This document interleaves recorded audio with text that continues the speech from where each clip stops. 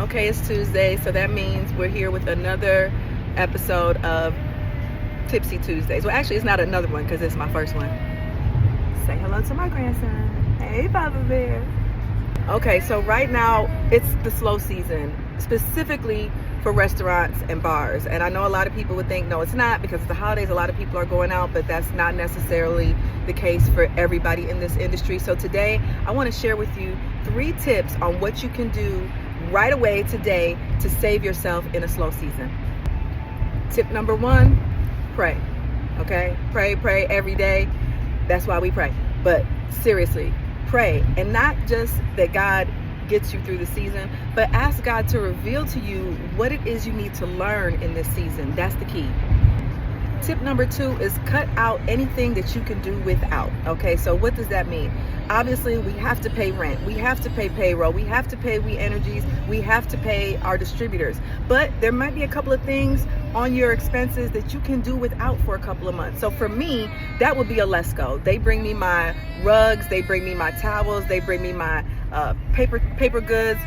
Because we have an abundance of these things already on hand, what I'm doing is I'm contacting a Lesco and I'm letting them know that I need to pause my services temporarily for 2 to 3 months. That will give me some time to use the items that we already have on hand, but that's going to save me $400 a month at Tropic and $200 a month at Concoctions.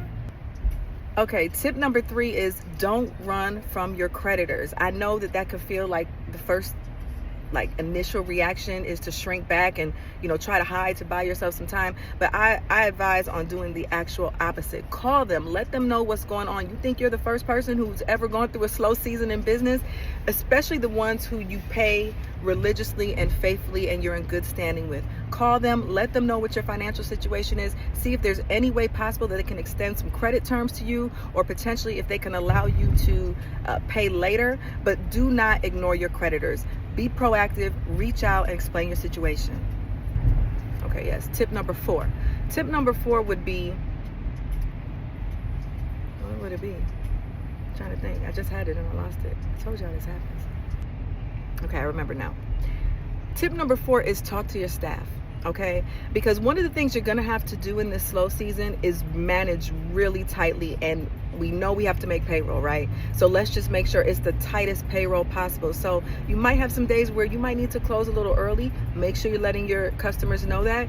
I really don't advise on doing that because it can if you already have hours out there on Google, and then you start deviating from that and somebody does show up, it could be it could impact the reputation of your business.